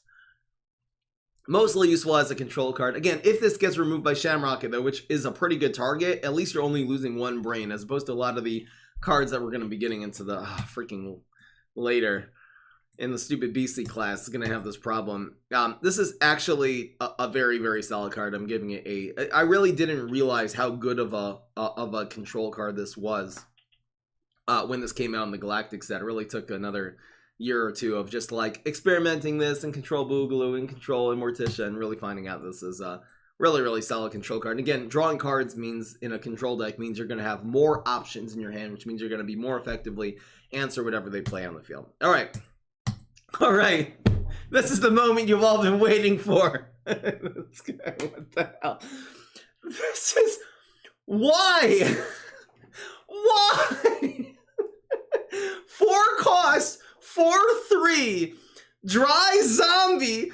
Like, forget this ability. Erase the ability. This would have been crap tier. This thing would have gone into pay F to pay respects, straight in cremation station. But no, they had to add an ability, which made it even worse. Why do you have to add the ability that when this takes 1 or 2 damage, that this jumps off the field and you're gonna have to play another 4 brains to replay this piece of crap card? This is so bad. This does not have good imp synergy, does not have good pet synergy. It's too expensive.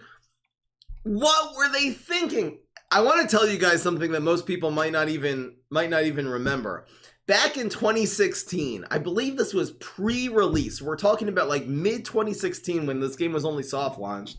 This used to be a 4-cost 4/5 with the same ability, which was not a good card. It was not 4-cost 4/5 that bounces itself off the field against anything with 1 attack is a really, really bad idea. And they actually nerfed this card. They nerfed Kangaroo. And they it was too powerful. We need to nerf it now. It was too good. If 5 health is too good for Azat. This is like, who? It really like makes me scared when I think what the mental state of the person who made Kangaroo was in when they first of all decided to create this and then they decided to nerf this. Like, Have you ever played a card game before?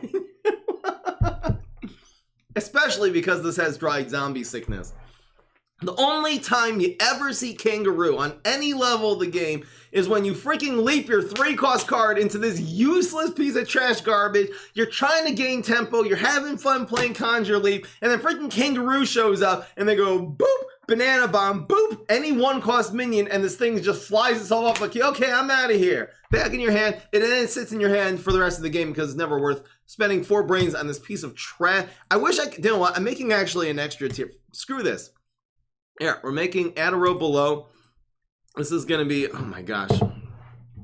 What are we going to call this? Okay, this is going to be called Super Cremation Station. This is like a new, we're bringing this to a whole new level here. We're actually adding an entire tier below this just for stupid Kangaroo. This is the worst. This is it. This is worse than Firefighter. This is the worst card in the, I don't know. Maybe Firefighter should have been in Super Cremation Station as well. Jesus.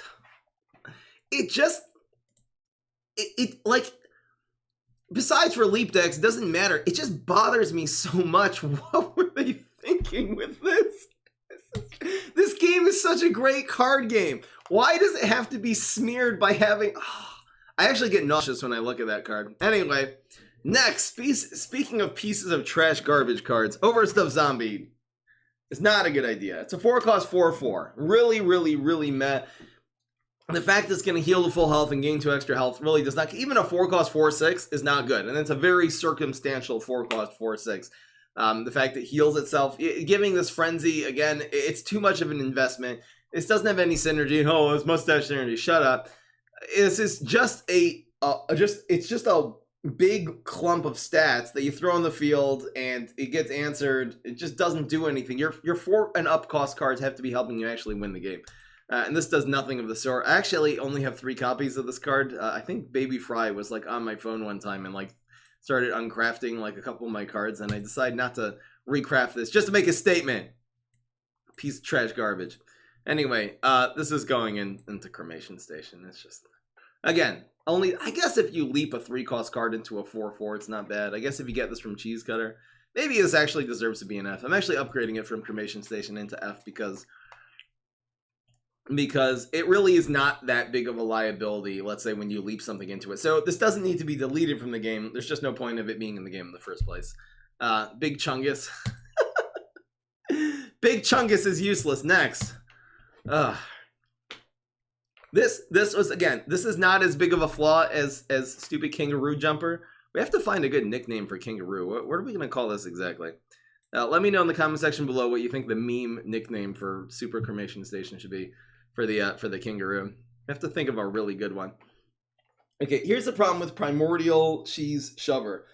It is a control card which it only removes against the dry zombies. So it only removes the card they played the turn before. It does not remove the card they play on that turn.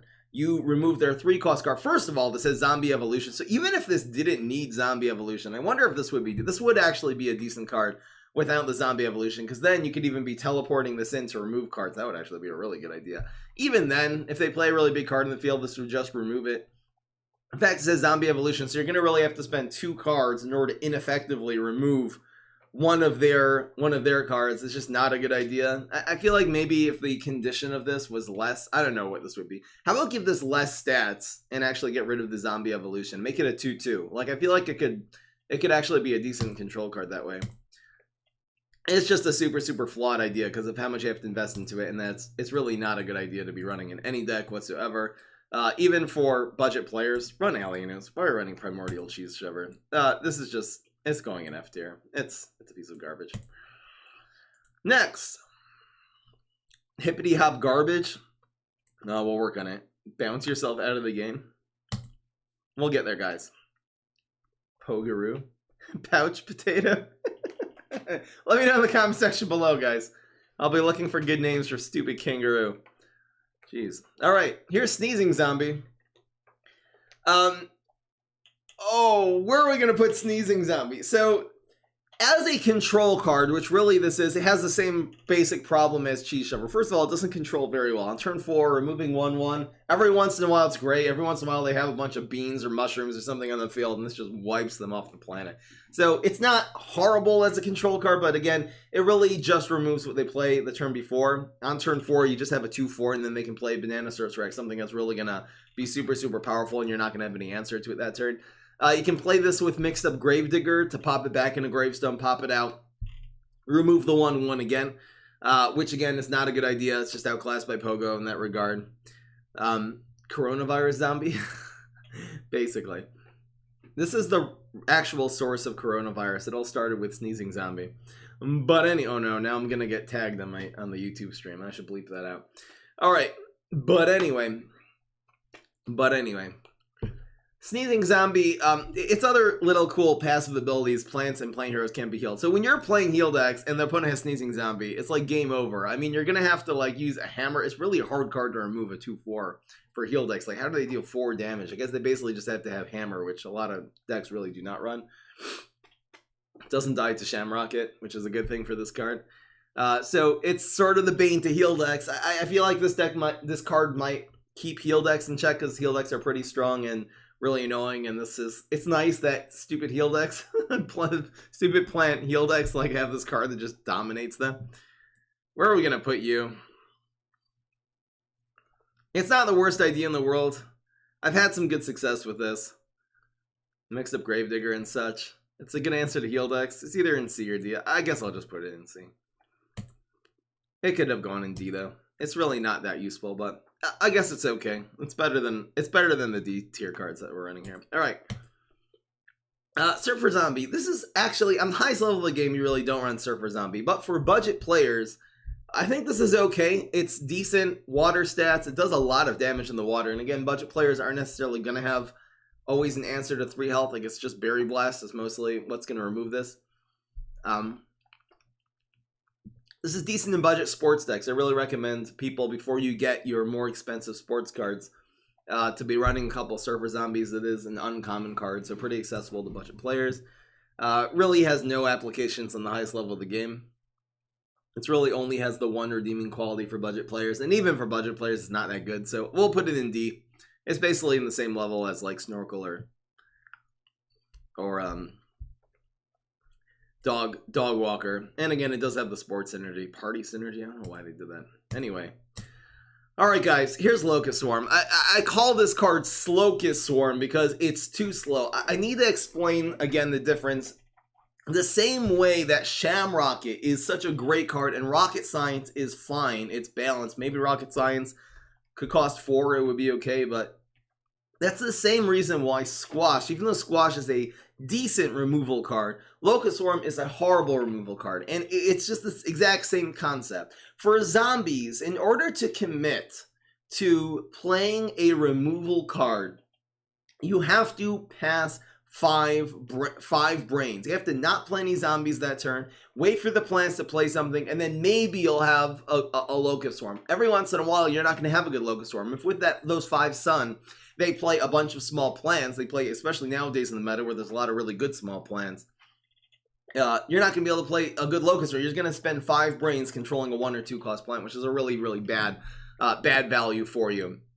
Now, you can run this deck in some, like, really late-game Boogaloo decks, like you're really controlling for Garg Feast, which, again, is not a good deck. Garg Feast is way too slow. This card is really ineffectual. I really hate it when people are running this in pet decks. They're like, oh, look, it's pet synergy. It's gonna buff up Cat Lady.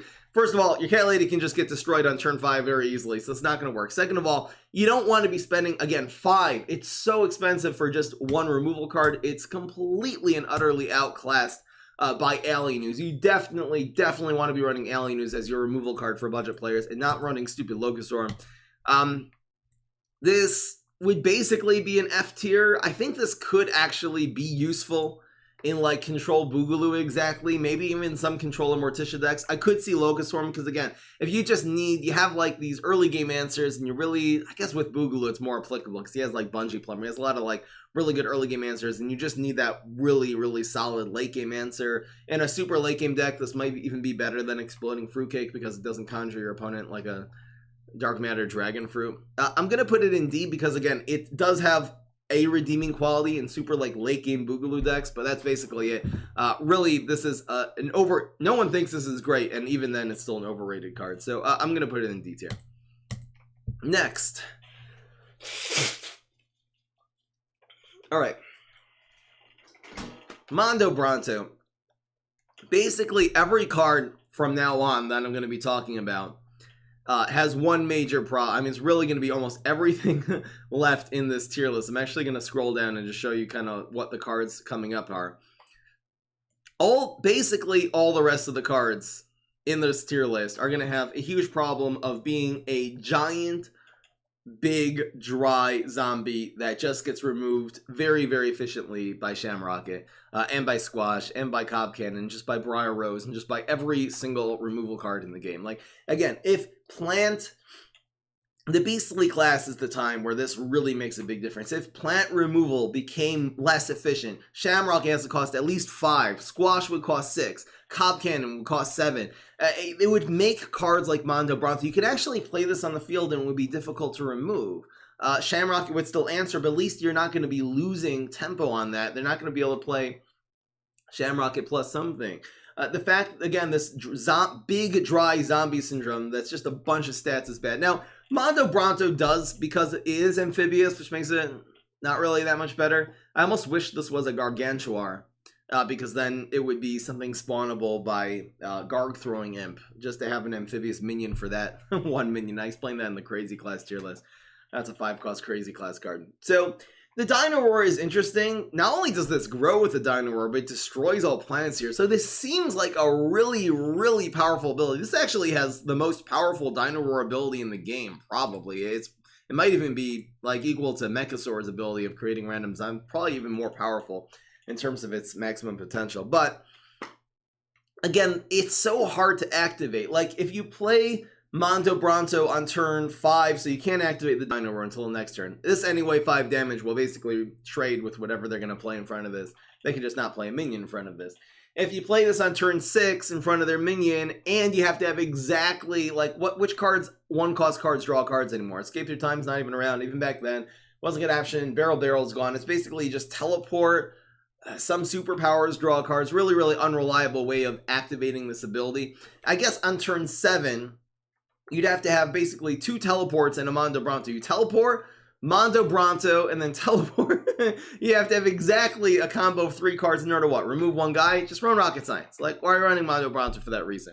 This will give you a 6/6 in the field. Anyway, not a very good card. I used to be able to ramp to this. Back when Nebula was much more efficient, it used to give you 3 brains. So you play Nebula on 3, then you play something into the Nebula, and then you play like teleport Mondo Bronto, or you play Mondo Bronto plus a teleport. That was actually a way of getting this out on the field earlier, but now that Nebula only gives you 2 brains, really, really tough to pull off. This is, again, a lot of these cards coming up are going to be super, super low tier. Where are we going to put you? It's just going in D.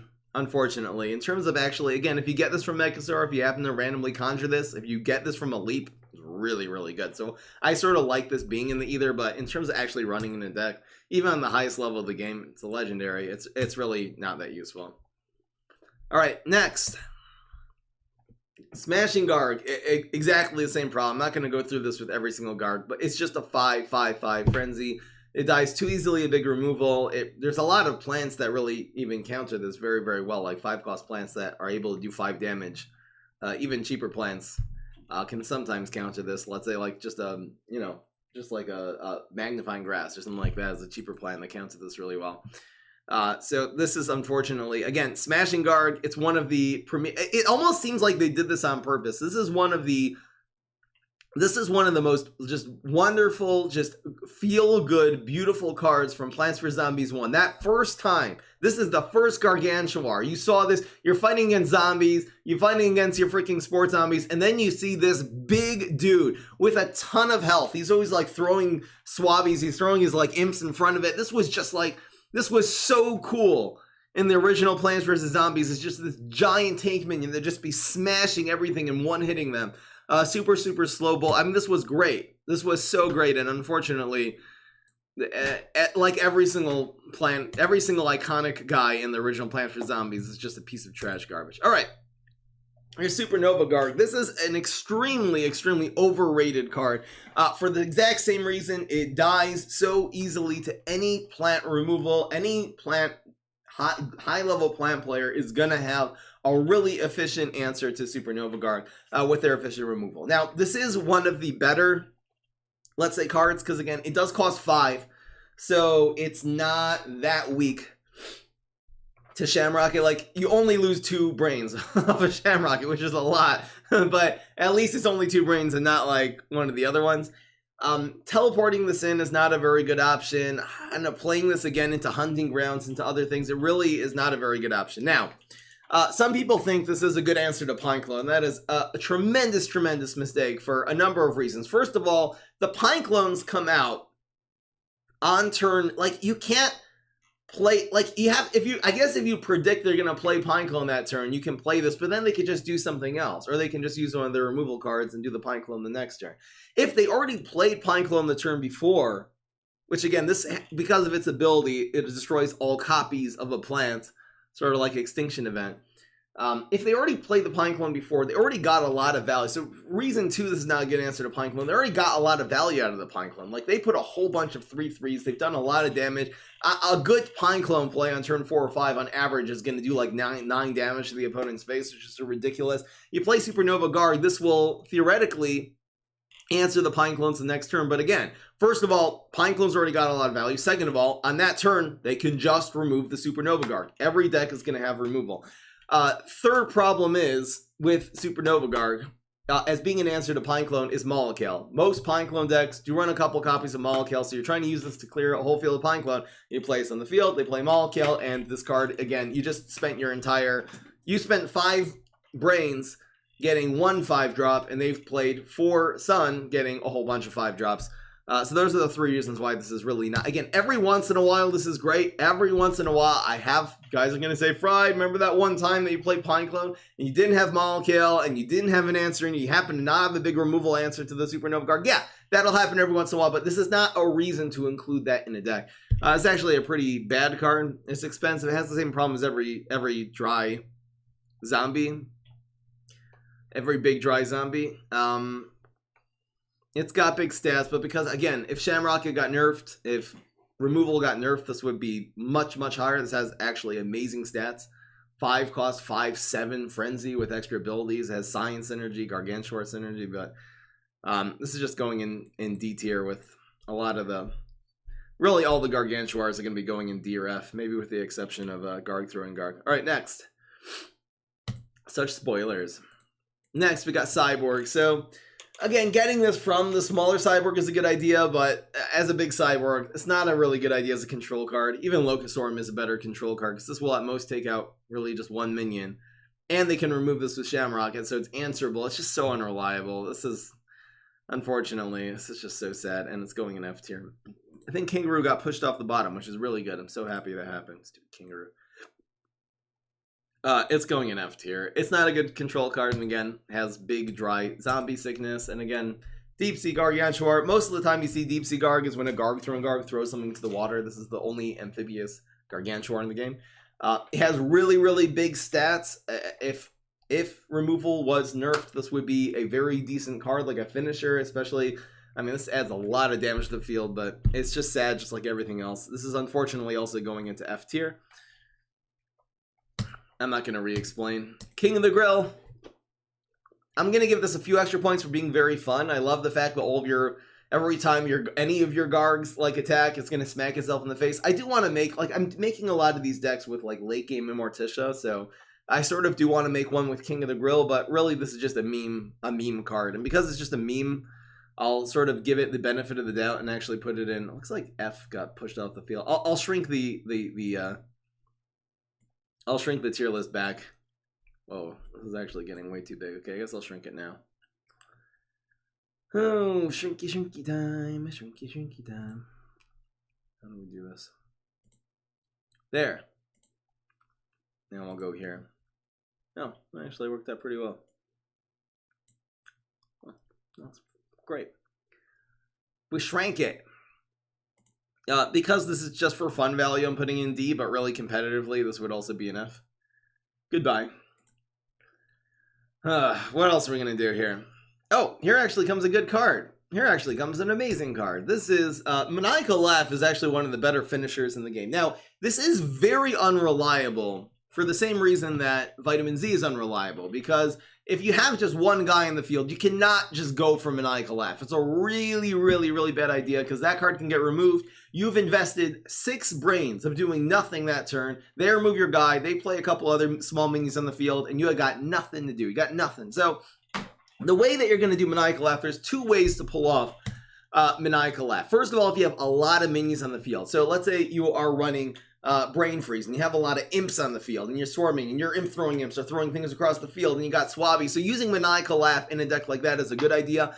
In a flag zombie deck with Smash, so you got a lot of guys on the field, Maniacal Laugh is a good finisher, because you got to just have a bunch of options on the field. And again, this adding 5/5 Frenzy is basically Bullseye, adding a 5/5 Bullseye damage to the field, because this will not charge the opponent's block meter an additional time. It's still being focused into 1 minion, so it doesn't add any block meter charge. Obviously, if that guy is going to get blocked that turn, they have a full block meter. Don't play Maniacal Laugh until the next turn.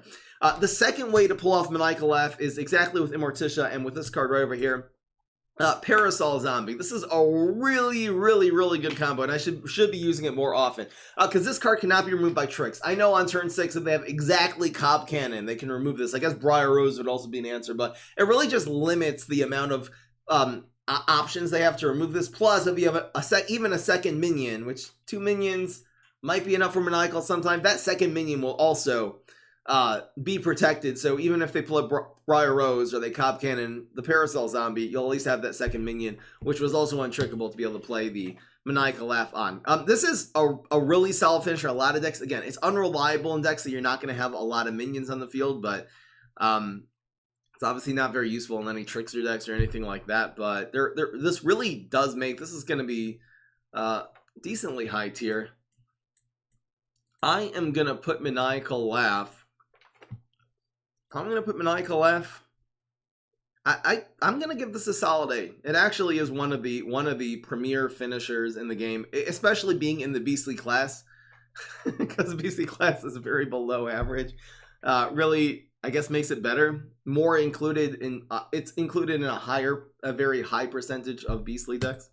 I'll give it a solid A. I think it's a really solid finisher. All right, here's Garg throwing Garg. So again, this does have this does have all the same problems as the rest of the Gargs. Don't get me wrong. This is not a top tier competitive card. If I was playing in a tournament, 0 of my decks would have Garg throwing Garg. Because again, this just dies so badly as Shamrocket. You're spending 7, even if they have any removal card, again, screws this. The good news is that there's 2 good news. First of all, it's very fun. I mean, this is one of the most fun cards in the game. You can play this. You can start using with Boogaloo. I love running when Garg throwing Gargs throws Zombots. I'm pretty sure that is the most viewed video on my YouTube channel. It's like 600,000 views or something like that.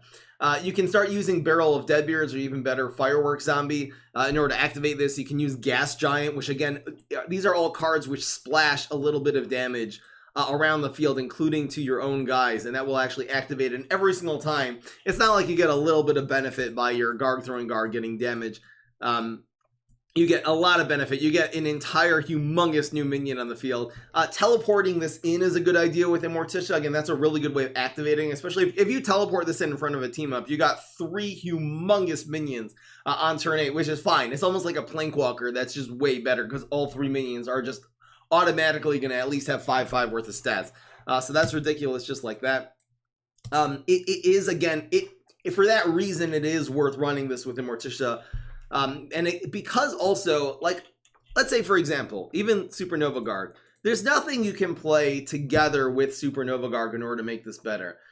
With Garg throwing Garg, if you play this together, let's say, with a Firework Zombie, with a Barrel, there are cards you can combo, so even if it gets removed, you've already gotten some value from it. I know it's a little hard to pull off with Boogaloo, but the idea with the Boogaloo deck, with the Garg throwing Gargs, you play a lot of big minions, they sort of use up their big removal on that. They don't have any left, and then you hit them with this Garg throwing Garg, and they got no options.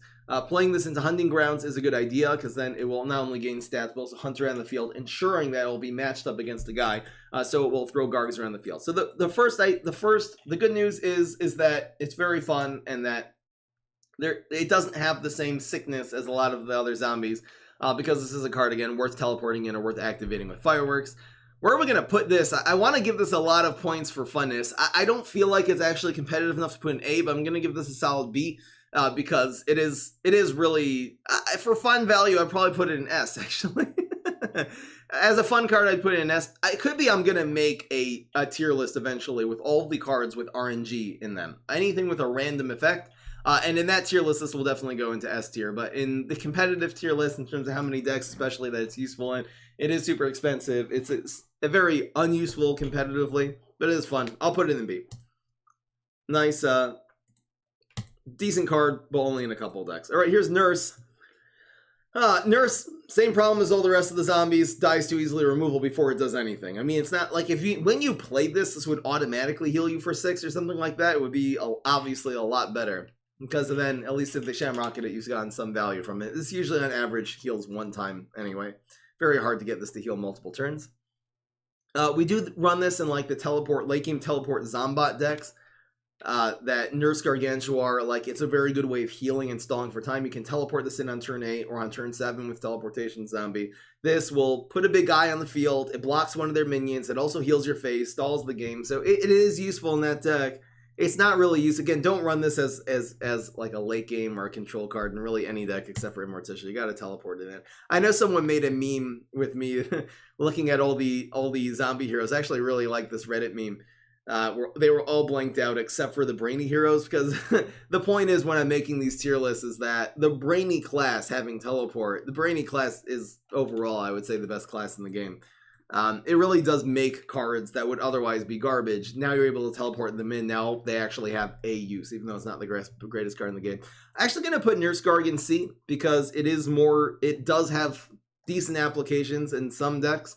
It's definitely more useful than the expensive D-cost cards, like in these really late game teleport Zombot decks. It's okay. It works. So, yeah.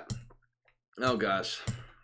This card actually got buffed. This used to be 8/8, and then when it died, it would create a different Octo Zombie. It wouldn't create an Octo. I don't even remember what the old token. It created a token called Octopus Zombie. I don't even know what it was, but it was basically... The second one would not make a third one. Only the first one, when it gets destroyed, makes sense. Now, this card got buffed. Now it's so great. Great buff, PopCap. That this makes a second one, the second will make a third one. The problem is that this is... you're spending 8.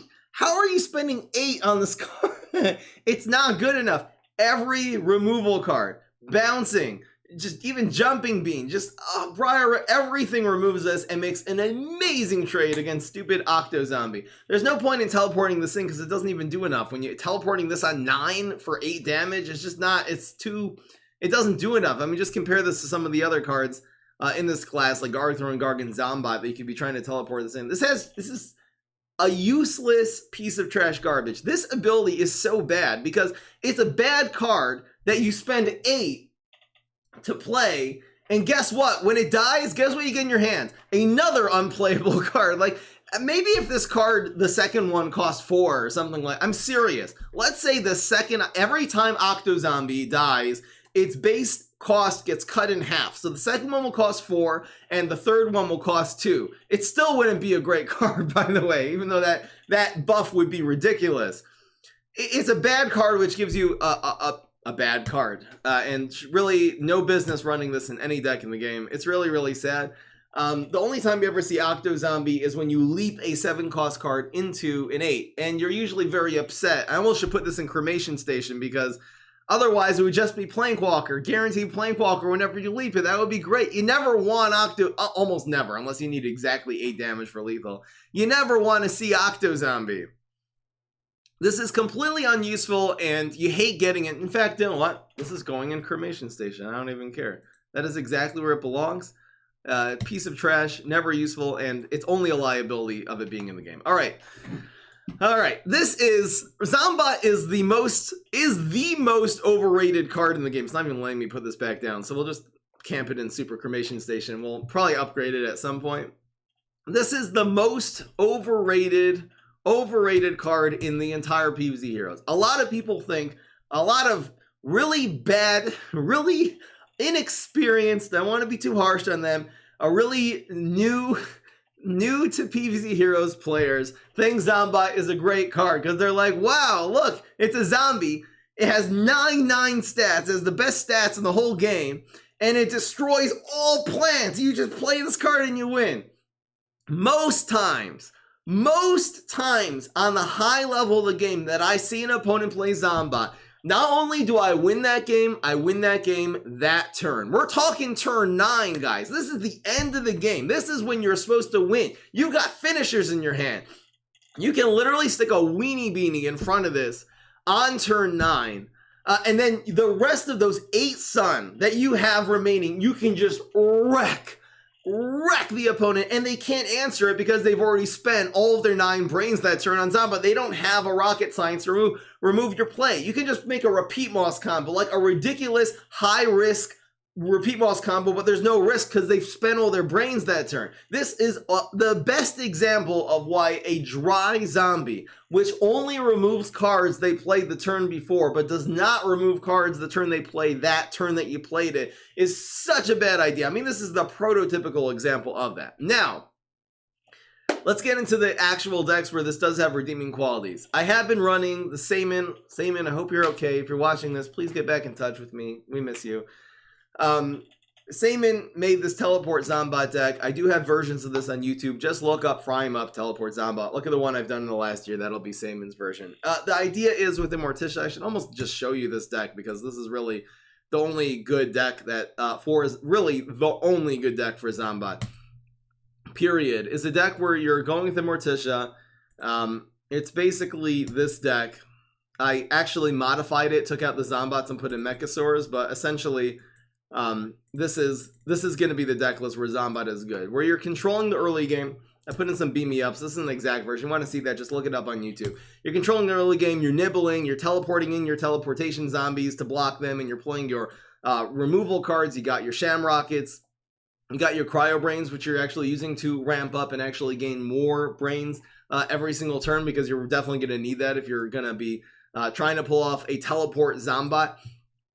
Interstellar Bounty Hunter, you teleport in your nurses, which again, you can then heal, stall the game even later, and then on turn 9, if you have a teleportation zombie, or on turn 10, if you have a teleport, then you teleport Zombot, and this is then not coming and destroying the plants they played not only the turn before, this is going to be destroying all the plants they played that turn, and that actually is a viable strategy. This deck is a little bit slow. This deck is okay though. This actually is a competitive deck for Zombot. This is the only way to play Zombot. Some people are like, Fry, Gravestone Zombot, you got to go Brain Freeze, and you run freaking, I'll go back to the collection for this part.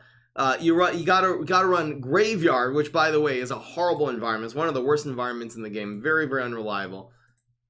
You run Graveyard, and then you stick Zombot into it, and the Zombot pops out of the graveyard, out of the gravestone, then destroys everything you play that turn. Look, that's a fun meme. I'll definitely try to bring back that deck because I know a lot of people want to see more Graveyard Zombots. Every once in a while, you'll see in the highlight reel, every once in a while we'll like randomly conjure a Zombot from something, play it in Graveyard, and completely surprise your opponent's Dragon Fruits. We had a really, really great highlight like that in one of the highlight reels, which by the way, I plan on making a lot more in the near future. Details to follow. So again, that Zombot, that 9-cost card dies to a Gravebuster, which is really, really sad. Plus, Brain Freeze is not a very good control hero. Really, between the sneaky, I don't know, Pogo Mug, between the sneaky class and the BC class, it's very, very hard to pull off that you're even surviving until that turn. Plus, your Graveyard has to like survive in the field. You got to play this on turn 8 exactly. Which is the liability of having this in your hand, this useless card in your hand the entire time. Very unversatile environment. But anyway, guys, Zombot. So where am I actually going to put this? It really doesn't belong in Super Cremation Station. It is a fun card, especially the most fun. I mean, most of the times you see Zombot is when you leap an Octo Zombie or a Planewalker, your 8-cost cards, into a 9-cost card. It becomes Zombot, and that again is affecting the trick. That's in the trick stage, so it's affecting everything they play that turn. And That gives Zombot a lot of fun points. A lot of fun points. Because Zombot is competitive in one deck, and because it's a very fun card, I'm actually going to be putting it in B tier. But again, guys, this is not...